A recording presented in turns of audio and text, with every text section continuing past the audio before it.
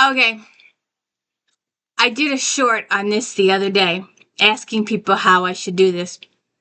I got thumbs down. Can you believe that? I got thumbs down. Please be positive, and if you can't be positive, please don't say anything at all. It really hurts my feelings. I didn't even know why I got the thumbs down. All I asked was if, are you curious to see what's in these boxes? I got these 3 boxes of books. I don't know what's in them, and I was going to go through it with you. They're mystery boxes. They're books that have been discarded. And we're going to go through them and see what can be donated to a couple of churches and some charities. And to see what's in here, to see what's appropriate to whatever. And I got thumbs down. I might even keep a couple for myself. We'll have to see what's in here. I don't know what's in here. So, we're going to go through these kind of quickly because there's a lot in here. All right. Ridley Pearson, Killer View. It's a little on the yellow side.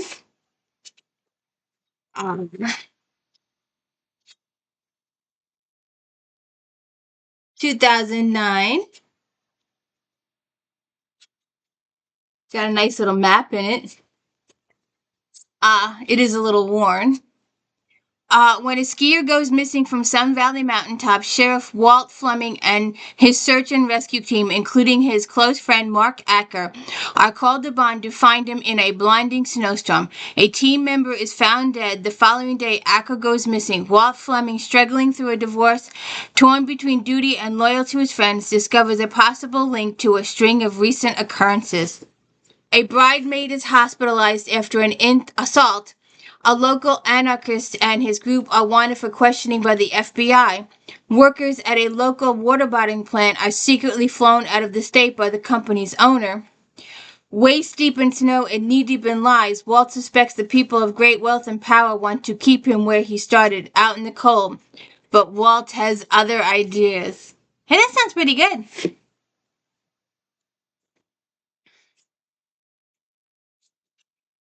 The Lost Treasure of the Templars. James Becker.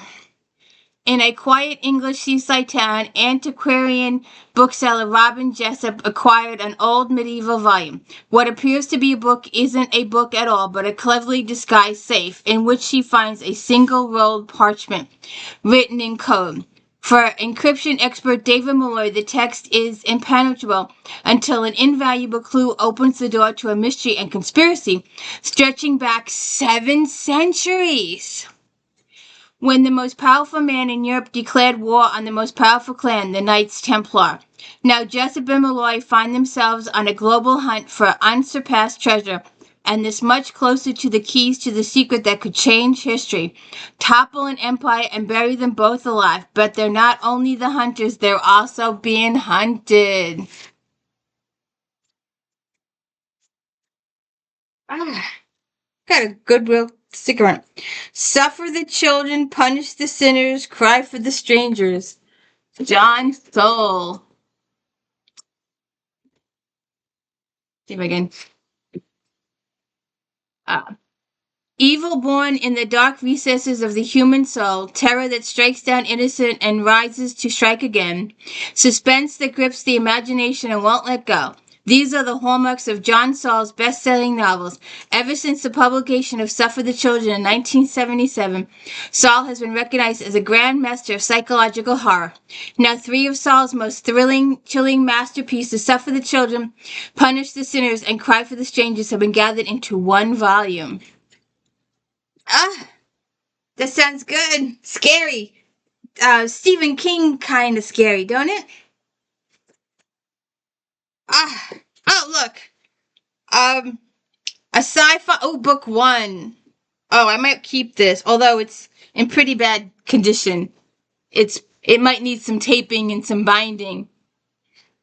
Didn't this just become a series someplace? Wasn't somebody doing this as a series?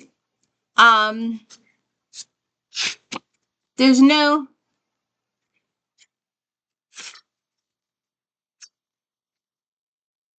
1990. There's no synopsis on the back of the book. It's just the other books.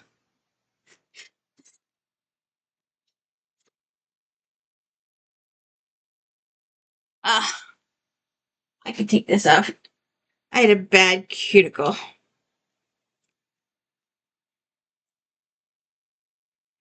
Hi, Sandy. You come join Mommy? No? Okay. Ah, I've never heard. I think I've heard of this guy. I don't know. Joseph WAMBAUGH, The Black Marble. Now, Walden's hasn't been in business for a long time, so that's how old this book is. Ah, it. In his most tightly constructed, best characterized novel to date, Joseph WAMBAUGH presents a major surprise, a novel in which crime is secondary to love and dogs are sometimes more important than people. For here is the strange world of dog shows, the stranger weary of dog napping, extortion theme, and right in the middle of it all, the most unusual love story. The hard-hitting, hard-laughing qualities of the choir boys are here in abundance, but this is far more than a police story. It's a marvelous, varied picture of Southern California life, inside and out of show rings, country clubs, and police divisions. Interesting.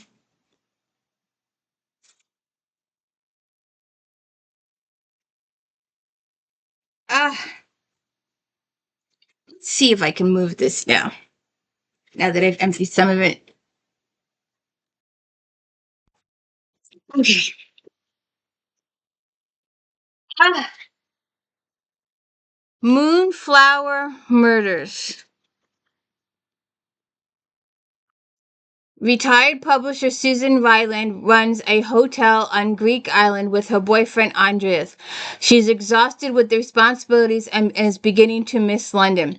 Then, when the Terrains arrive, the story they tell about murder that occurred on the same day and in the same hotel where the daughter was married fascinates Susan and piques her editor's curiosity.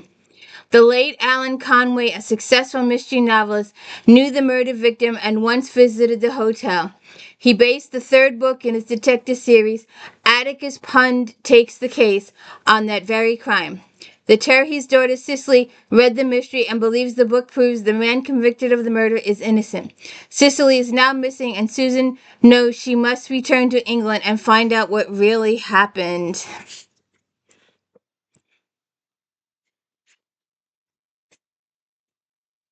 The Travelers, Chris Pavone. Here is Will Rhodes, a globe-trotting journalist barely solvent, living in a crumbling house with a crumbling marriage, his idealism giving way to disillusionment, to the increasing worry that he's living the wrong life with the wrong person. One night in Argentina, a provocative woman makes Will an offer that he can't resist, and then a very different sort of offer he can't refuse. Will is suddenly plucked from his New York offices at Travelers magazine, thrust into the treacherous world of international intrigue, of secret training facilities, and next-generation surveillance of shady experts, the pioneers, and oligarch parties on Mediterranean mega-yachts. Will starts asking dangerous questions about missing colleagues and incomplete archives, about disappeared ex-spies, and soon finds himself fleeing for his life in a frantic race through the menacing late-night streets of Dublin and Barcelona to a midnight raid on an elegant Paris mansion and an isolated cabin on a desolate cliff in Iceland. Oh, good God. Oh, now she stops. Ah. Oh, no book cover. No jacket. I wonder what it is. No jacket. But I bet you'd still get it. Stephen King from a Buick 8. And since there's no jacket, there's no story thingy. So maybe that's why. Who knows? I bet somebody would still buy it though. Well, this is one I've never heard of before. Damned. Chuck Pala Hunk, whatever. Not a clue. Are you there, Satan? It's me, Madison. I'm just now arrived here in hell. But it's not my fault, except for maybe dying from an overdose of marijuana. Maybe I'm in hell because I'm fat, a real porker. If you can go to hell for having low self-esteem, then why am I here? Okay. Yeah, maybe not that one, huh?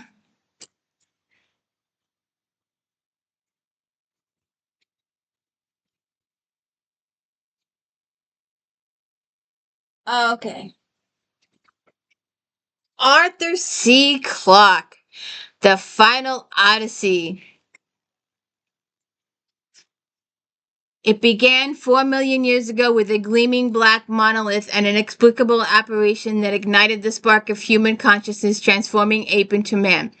It continued at the dawn of the 21st century when an identical black monolith was excavated on the moon, beginning the adventure of David Bowman, his deputy Frank Poole, and the supercomputer HAL. Only Dave Bowman would survive to encounter a third and far more massive monolith on Jupiter's moon Europa and be forever transformed into the star child. Interesting. Up. You know this guy.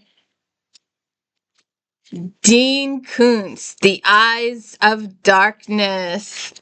It's a little on the warp side. A year has passed since little Danny's death, a year since his mother began the painful process of acceptance. But tonight, Tina Evans swore she saw her Danny in a stranger's car. Then she dreamed that Danny was alive, and she woke. She found a message waiting for her in Danny's bedroom. Two disturbing words scrawled on the chalkboard, not dead. Was it someone's grim joke, her mind playing tricks on her, or something more?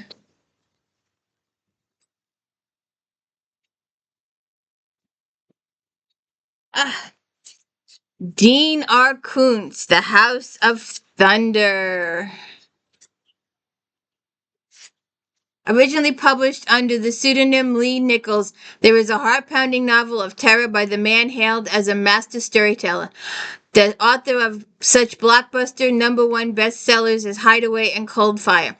In a cavern called the House of Thunder, Susan Thornton watched in horror as her lover was beaten to death in a college hazing. During the next several years, the 4 young men involved in the fraternity riot also died violently, or did they? 12 years later, Susanna is left in a coma after a car accident. She finally awakens to find herself living a nightmare. For there in the hospital, she comes face to face with the same 4 men who killed her boyfriend so many years ago. But how could that be when they are supposed to be dead? And is she dead too? Stephen King and Peter Straub. Right here and now, an old fan used to say, we're in the fluid person where clever-sighted never guarantees perfect vision. Here, about 200 feet, the height of a gilding eagle above Wisconsin's far western eagle edge, where the varieties of the Mississippi River declare a natural border. Now, an early Friday morning in mid-July, a few years in both a new century and a new millennium, their wayward course is so hidden that a blind man has a better chance of seeing what lies ahead than you and I.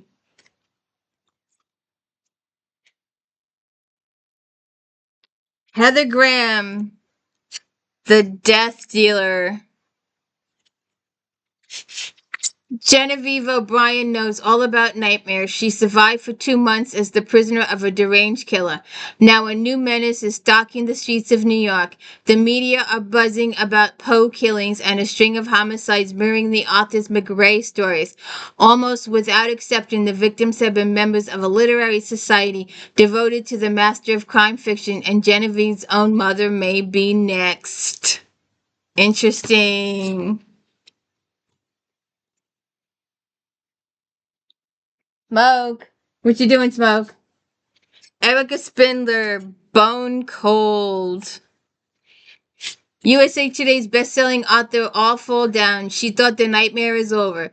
23 years ago, Anna North survived a living nightmare. A madman kidnapped her, cut off her pinky, then vanished. Today, Anna lives in New Orleans, writing dark thrillers under another name. She finally feels safe, but it was only just beginning. Suddenly, Anna's quiet life takes a frightening turn. Letters start to arrive from a disturbed fan. Anne is followed, her apartment is broken into, and then a close friend disappears. Anna turns to homicide detective Quentin Malone, but Malone more concerned with the recent murders of 2 women in the French Quarter. When a third victim is found, a redhead like Anna, her pinky severed, Malone is forced to acknowledge that Anna may be linked to the killer and may be in danger.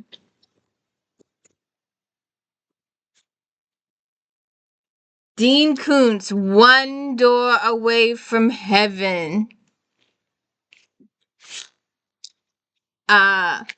In a dusty trailer park on the far edge of the California dream, Michaelina Belson contemplates her choices she has made. At 28, she wants to change the direction of her troubled life but can't find a way until a new family settles in the rental trailer next door and she meets the young girl who will lead her on a remarkable quest. Despite the brace she must wear on a deformed left leg and her withered left hand, 9-year-old Leonie Klunk radiates a buoyant and indomitable spirit that inspires Mickey. Beneath Leona's effectiveness, however, Mickey comes to sense a quiet desperation for the girl, dares not express. Leona's mother is lost in drugs. The girl's stepfather, Preston Maddock, is educated but threatening. He has moved the family from place to place as he fanatically investigates UFO sightings, striving to make contact, claiming to have a vision that by Leona's 10th birthday, aliens will either heal her or take her away for a better life. I don't think so.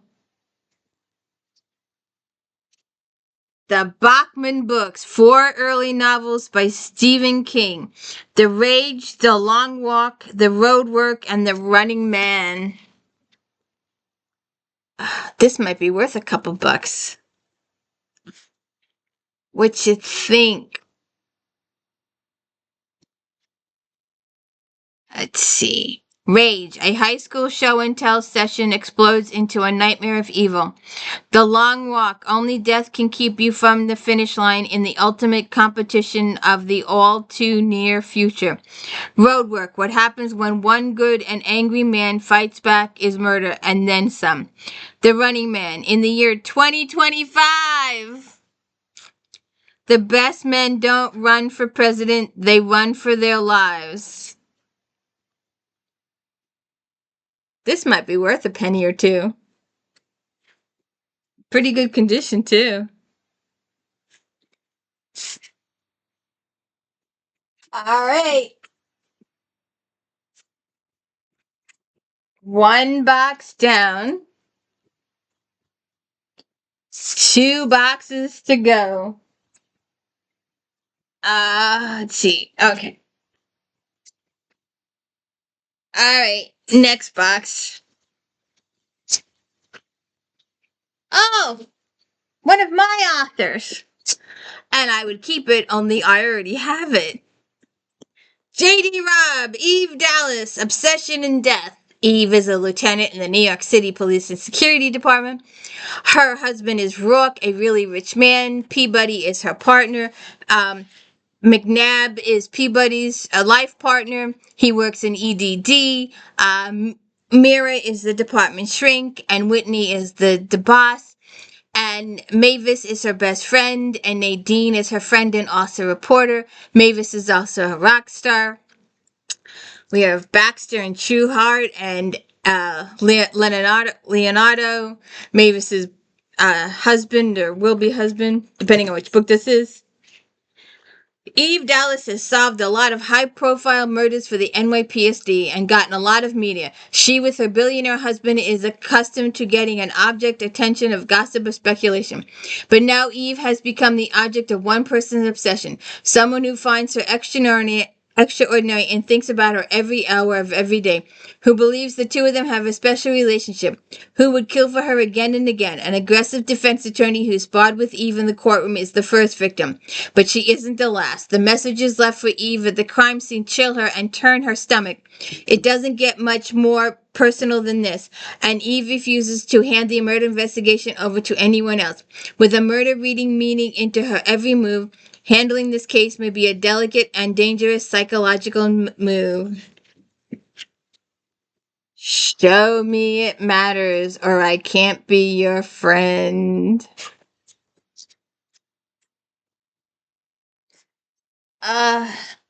The Castlemaine Murders, a Fine Fisher Mystery, Kerry Greenberg. Can't even read this. 1920s Melbourne. Fine Fisher, her sister Beth, lover Lin Chung, and her faithful maid Dot decide that Laura Park is the place for an afternoon of fun and excitement with Friend's two daughters, Ruth and Jane. But in the dusty, dark ghost train, amidst the squeals of horror and delights, a mummified bullet-studded corpse falls to the ground in front of them. Fiend's pleasure trip has definitely become business. Digging to the bottom of this long-standing mystery takes her to the country town of Castlemaine, where it soon becomes obvious that someone is trying to muzzle her investigation. Okay. Elmer Kelton, The Raiders, Sons of Texas. 10 years have passed since Michael Lewis made his first venture into Texas. Now a Provence of Mexico, together with a small number of Americans, Michael and his brother Andrew each have a plot of land assigned to them by Mexican authorities. Michael Lewis was his father's wanderlust. Andrew is less footloose and excitable, but the two act as one when trouble starts. To secure their newfound lands, the Lewis boys have to fight not only Mexican authorities and hostile Indians, but their own kind, renegade white men attempting to settle on Texas land without permission or authority. Trouble begins with the Blackwood brothers, Isaac, Luke, and one-armed Finnis nosing around Michael's home when he is away. Fortunately, Mexican soldiers arrive in time to forestall a confrontation between the families. But the problems for the Lewis boys are far from over when a horse-stealing band of wacko Indian kills a settler and kidnaps a boy. Michael, Andrew, and the other settlers strike out to find the captive. They locate the Waco village, set fire to some huts, and reclaim the boy. And there are further confrontation with the Blackwood clan.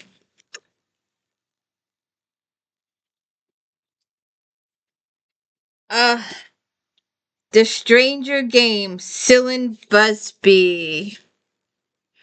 When Nico Morris's older sister mysteriously disappears, her parents, family, and friends are devastated, but Nico can never admit what herself feels, relief at finally being free of Sarah's cruelties. Then the best and the worst thing happens 4 years later. After dozens of false leads, Sarah is found. But this girl is much changed from the one Nico knew. She's thin and drawn, when Sarah has been golden and athletic, timid and unsure. Instead of brash and competitive, and strangest of all, sweet and kind. When she had once been mean and abusive, Sarah's retrograde amnesia has caused her to forget almost everything about her life, from small things like the plots of her favorite books and her tennis game, to the more critical where she's been the last 4 years and what happened at the park the fateful day she vanished. Okay. The Envelope, Ron McManus. Former Navy SEAL turned investigative consultant Jake Palmer is in New York with his London love-based interest Fiona Collins when he has a seemingly chance encounter with Homeland Security investigations. Moments later, the agent is gunned down and Palmer is left with an envelope containing cryptic note from the agent and information related to a counterfeit medicine case involving a drug manufactured by the company where Colin works. After an unexpected event makes the case too personal Palmer, he teams with the HSI special agent now in charge of the case. Together they pursue those behind a global counterfeit medicine and money laundering operation. As the case unfolds, Palmer makes a startling discovery that raises his personal stake in the outcome and reveals the real reason the murdered HSI agent wanted him involved.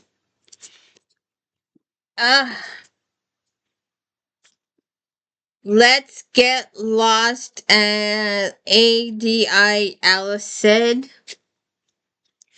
4 teens across the country have only one thing in common, a girl named Leela. She crashes into their lives in an absurdly red car at the moment they need someone the most.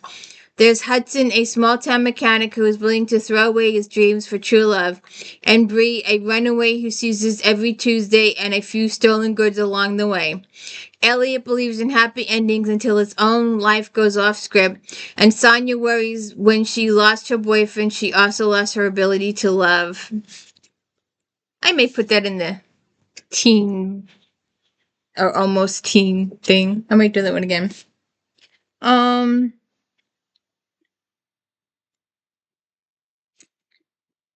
right. Bubbles Unbound, Sarah Strohmeyer.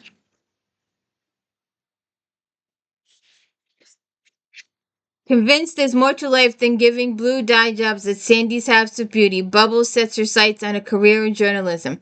If her on-the-job training at the local newspaper isn't enough to break a nail, she's also got her wacky family to deal with, from her bottom-feeding social climbing ex-husband Dan the Man, to her precious teenager daughter Jane, to her gun-toting shoplifting mother Lulu, who's recently hijacked the shuttle bus from the senior center.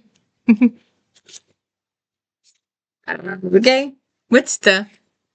Then Bubbles gets what may be her dream assignment. Her high school physics teacher is threatening to jump off the Lee Bridge. Surely she can answer a simple psychics question and change his mind. Surely the writing the story will lead her to her big break, but instead the fame and fortune she expects, she finds herself accompanying a sexy but elusive photographer with the improbable name of Stiletto on a wild ride through town. Okay. This guy needs no introduction. James Patterson, Count to 10. A private novel. Santosh Wagh quit his job as head of Private India after harrowing events in Mumbai also got him killed. But Jack Morgan, global head of the world's finest investigation agency, needs him back now. Jack is settling up a new office in New Delhi, and Santosh is the only person he can trust. Still battling demons, Santosh accepts, and it's not long before the agency takes a case that could make or break them. Plastic barrels containing dissolved human remains have been found in the basement of a house, but this isn't just any house. The property belongs to the state government. We may do the private novels at some point. We'll have to see. That could be a teen book too. I don't know where the teen books. Chasing Justice. H. Terrell Griffin. Matt Riley is going back to the courtroom. He has agreed to defend his good friend Abby Lester, the wife of Longboat Keys police chief. Abby has been charged with the murder of Nate Bannister, an unlikable, shady character. He was found shot to death in his downtown Saratoga condo, and the evidence points to Abby as the killer. Matt cannot refuse Abby's pleas for help, despite having retired from the practice of law several years ago. Now he must face a hot prosecuting attorney with a record of 22 wins and 0 losses in murder trials. As he begins his investigation, Matt finds that nothing is what it seems. Police, politicians, academics, real estate moguls, and other powerful forces are tied together in a web of issues that Matt must untangle to get the truth. Alright, something's going on here. It's a teen book. We'll break that for the teens, if there is a teen book. Robert Parker, Night and Day. Police Chief Jesse Stone has received a share of unusual calls, but none can top the one from local high school junior school, when he reports of lewd conduct by the school's principal, Betsy Ingersoll, filter into the station, Jessie is faced with a particularly delicate situation. Ingersoll claims she was protecting the property of her students when she inspected each girl's undergarments in the locker room. Jessie, of course, would like nothing more than to see the prim, particular Ingersoll punished, but Ingersoll is married to the managing partner of the largest law firm in the state, and Jay Ingersoll wants the matter buried, and he's used to getting what he wants. Well, this just seems like a weird thing for a book, for a Parker book. Well, here's our guy again, the beach house. Jack Mullen is in law school in New York City when the news comes that his brother Peter has drowned in the ocean off East Hampton. Jack knows his brother particularly grew up in the water and that this couldn't be an accident. Someone must have wanted his brother dead. But the police say otherwise. As Jack tries to uncover details of his brother's last night, he confronts a maddening barricade of lawyers, police, and paid protectors who separate the wealthy summer residents from the local workers like Peter.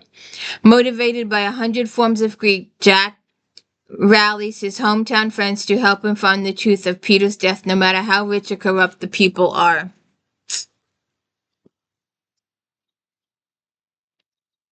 Steve Martin, The Shadow of Power.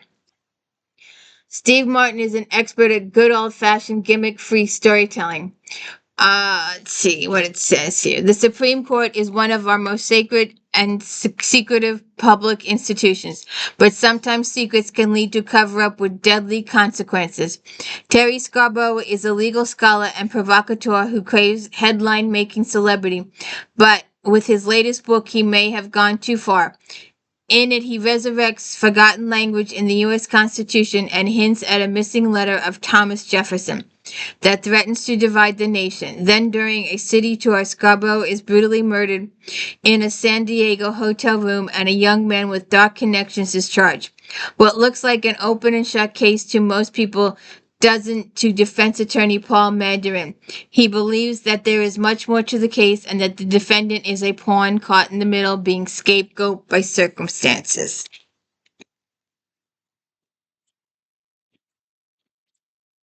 Found, a H. Terrell Griffin.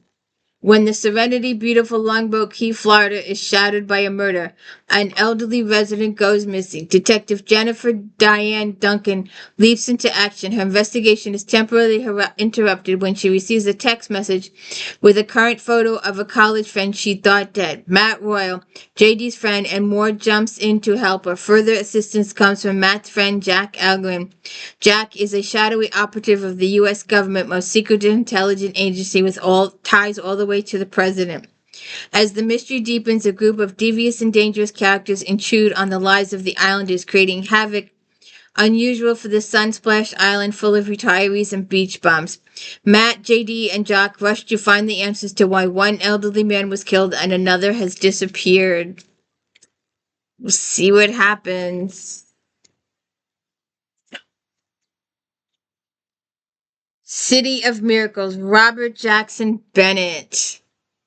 Revenge is something Siegfried G. Harkvald's son is very, very good at.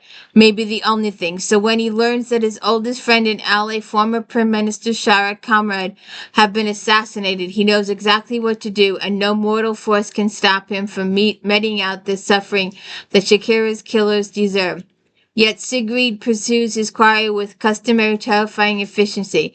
He begins to fear that his battle is unwinnable because discovering the truth behind Shara's death will require him to take up arms in a secret, decades-long face down an angry young god and unravel the latest mystery of Bulkovo. I've never heard of most of these authors. And that's the end of this box. And we're down to our last box. Alright. Do this. The False Prince, Jennifer A. Nielsen. Oh, wait a minute. Oh, it says False Prince. Okay, I thought I read that wrong. In a faraway land, civil war is brewing. To unify this kingdom divided, a nobleman named Connor devises a cunning plan to find an impersonator of the king's lost long-lost son and install him on the throne. 4 orphans are forced to compete for the role, including a defiant and clever boy named Sage. Sage knows that Connor's motives are more than questionable, yet his life balances on a sword's point. He must be chosen to play the prince or he will be certainly killed. His rivals will be devising their own plots as well, so Sage must trust no one and keep his thoughts hidden. The False Prince.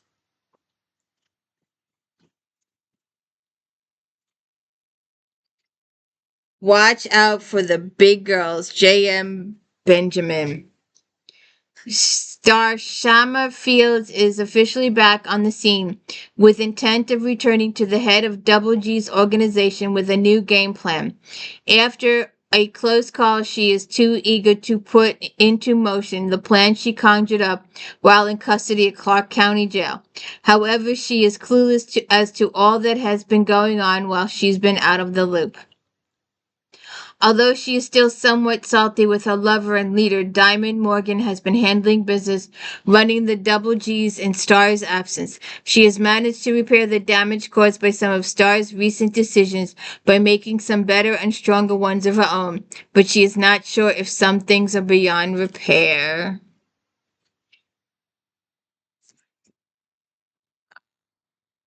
Gotta sneeze.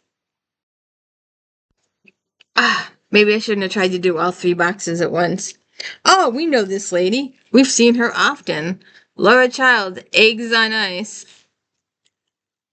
To say that some some say that casting crusty attorney Alan Sharp as Scrooge in the Kindred Players production of A Christmas Carol is just playing to type. He is not the most beloved man in town. In fact, you would have Dickens of a time finding someone who liked him. Still, it's a shock when the ghost of Christmas Past stabs him during the first rehearsal. Suzanne, co-owner of the Cackleberry Club Cafe, Kindred's favorite combination dinner, craft store, and bookshop, chases the murderer out of the building but loses him in the alley. When a former employee sexually harassed by Sharp emerges as the main suspect, Suzanne decides to do some digging herself, but as the days pass, the list of possible murderers grow.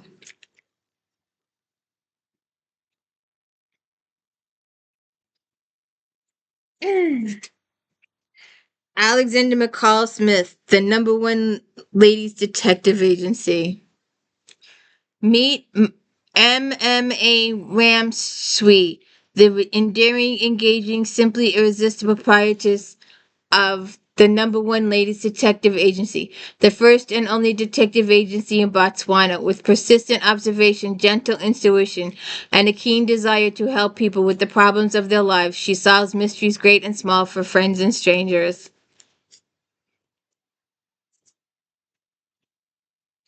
John Sanford, Secret Prey. John Sanford, the company chairman lay on the cold ground of the woods, his eyes unseeing, his orange hunting jacket punctured by a rifle bullet fired at close range. Near him stood 4 executives with whom he has been hunting, each with his or her own complicated agenda, each with a reason not to be sorrowful about the man's death. If it read in a book, Lucas Danvers thought it would seem like one of those classic murder mysteries, the kind where the detective gathers everyone together at the end and solves it with a little speech. But it isn't going to be that easy. He knew there were currents running through the group, hints and whispers of something much greater than the murder of a single man. How early is this in the series? Rules of Prey, Shadow of Prey, Eyes of Prey, Silent of Prey, Winter of Prey, Night Prey, Mind Prey, Sudden Prey, Night Crew. So this is 1, 2, 3, 4, 5, 6, 7, 8, 9. This is the 10th book in the series. This might be a keeper. 1998. The chances, if you think you could probably find it on Amazon, no problem. But in a bookstore. All right. I just did this one on a video a couple of months ago. We were doing the Women's Murder Club 20 seconds. 22 seconds. Someone is killing hero cops all over San Francisco. The murders are done by professionals. All the victims have the same warning scrawled on the bodies. You talk, you die. And Lindsay Boxer has to find out who done it. Up, another book. I think we've done this already. Yeah, we've done this. Please go check out my video for Chris Cross and Alex Cross. In Virginia Penitentiary, Detective Alex Cross and his partner John Sampson witnessed the execution of a killer they helped to convict hours. Later, they are called to the scene of the crime. The note signed M rests on the cross. You messed up big time, Dr. Cross. Please go check out my video for this one.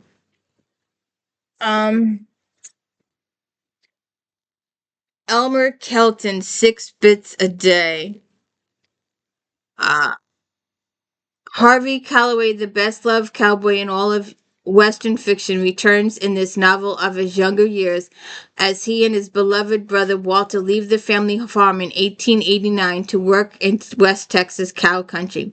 The brothers are polar opposites. Walter pines for a sedate life as a farmer with a wife and children. Huey is a fiddle-footed cowboy content to work at 6 bits 75 cents a day on Pecos River Ranch owned by the penny pinching C.C. Tarpley Huey, who usually accepted the vagaries of life without getting his underwear in a twist, is a fun-loving and whiskey-drinking. He spends every penny he earns and regularly gets in trouble with his boss and occasionally with the law, often dragging innocent Walter along.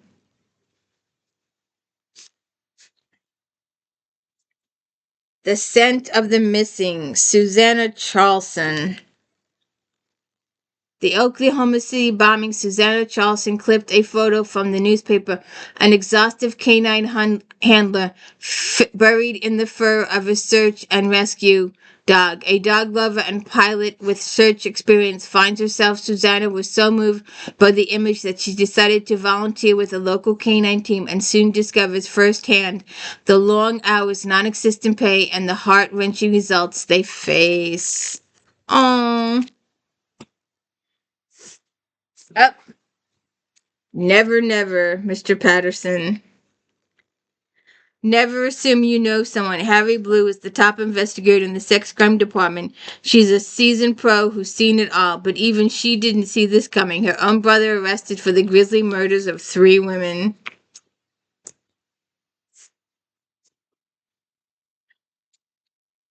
James Lee Burke, The Wayfaring Stranger. 1934, and Dust Bowl is bearing down when 16-year-old Weldon Avery Holland happens upon infamous criminals Bonnie Parker and Clyde Barrow after one of the notorious armed robberies. A confrontation with the outlaws ends as Weldon puts a bullet through the rear window of Clyde's stolen automobile. 10 years later, Second Lieutenant Weldon Holland and his Sergeant Herschel Pine escape certain death in the Battle of the Bulge and encounter a beautiful young woman named Rosita Lowenstein hiding in a deserted extermination camp. Eventually, Weldon and Rosita fall in love and marry, with Herschel returned to Texas to seek their fortunes. There they enter the domain of jackals known as the oil business and later the Hollywood film industry. Okay. That doesn't make too much sense, but anyway. Death Roll, Sam Llewellyn. From sleepy English fishing village to the glamour hideaways of international criminals of South Bend, sinister goings-on abound. Sam Llewellyn's lightning-fast paced thriller of murder and skullduggery. In the sailing world, Martin Dervex is one of the world's top 12-meter helmsmen, and according to the tabloids that follow his exploits, among the most outspoken. As the story opens, Martin's independent thinking about him left with a smashed 12-foot meter boat, a broken arm, and a reputation in shreds.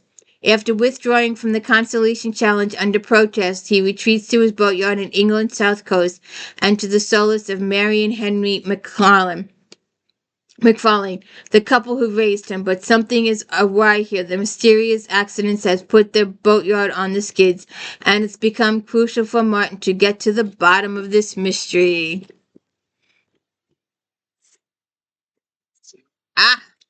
Mr. Balducci, First Family.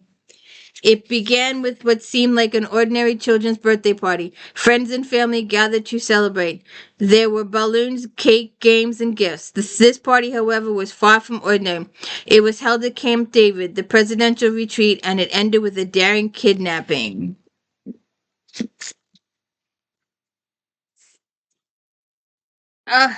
Almost done. With the box, anyway. We have more boxes for another video. Killer Ambition, a Rachel Knight novel. Marcia. Oh, this is the Simpson lady. When the teenager daughter of billionaire mega director Russell Antonovich is found murdered, Special Trials DA Rachel Knight takes the case. It's exactly the kind of work Rachel and Special Trials Unit are known for: tough, high profile, and dangerous. But the circumstances of this investigation hit closer to the deep secrets of Rachel's past than any before. James Patterson, The Inn. The inn at Gloucester stands alone on the rocky shoreline. Its seclusion suits former Boston police detective Robinson, a no-voice owner and innkeeper. As long as the dozen residents pay their rent, Robinson doesn't ask any questions. Neither does Sheriff Clayton Spears, who lives on the second floor. Then Michael Klein arrives with a deadly new way of doing business. His crew of local killers break law, deal drugs, and deliver violence to the doors of the inn. That's when Robinson realizes, with the help of journalist Susan Soule, that leaving this city is no escape for the reality of the evil. BALDACCI again, stone cold. Oliver Stone, the leader of the mysterious group that calls itself the Camel Club, is both feared and respected by those who've crossed his path. Keeping a vigilante watch over our leaders in Washington, D.C., the Camel Club has won over some allies, but it also earned formidable enemies. Animal Convoy, an honorary member of the Camel Club, is also the greatest con artist of her generation. She has swindled $40 million from casino king Jerry Bagger, the man who murdered her mother. Now he's so hot on her trail with only one goal in mind: Annabelle's death. Can Stone and the Camel Club save her? BALDACCI Daylight. Many years, Arlie Pine has been tormented by the uncertainty after her twin sister Marcy was abducted at the age of 6 and never seen again. Now, just as Atlee is pressured to end her investigation into Mercy's disappearance, she finally gets her most promising breakthrough yet: the identity of her sister's kidnapper, Ira Vincenzo. And our last one, I also did a video on this, so please go check out my Women's Murder Club books on this. The 15th Affair, it's Lindsay Boxey and her friends. Lindsay has a beautiful baby daughter and a husband she loves unconditionally. She's always been too focused on her career as San Francisco police detective to wonder what domestic bliss might feel like, but now she knows, and she's never been happier. She can't imagine that a brutal murder at a downtown luxury hotel and the disappearance of a gorgeous blonde from the scene could have anything to do with her own life, and yet... Go check out my video for 15th Affair and all of my Women's Murder Club. First Die, Second Chance, Third Degree, and all the rest of them. And that is the end of these 3 boxes. So what do you think of this mystery book haul? They were all mysteries to me. I knew some of these authors, but I didn't know quite a few of them. We're going to do another book haul. I've got more boxes here. I'm not sure what's in any of them. I haven't been through them yet. And look for that next week. Mystery book haul part 2. And if you can, hit the like and subscribe. Let me know. A good job. Don't forget to check out If Thens on Friday. And Star Trek Next Generation recaps on Friday. And Flashback Mondays, where we talk about all the books in Romantic Times book review. We talk mysteries, regencies, contemporary romances, inspirational, sci-fi, paranormals, harlequins. And I just got a line on new harlequins. We'll have to see what happens. Have a good day.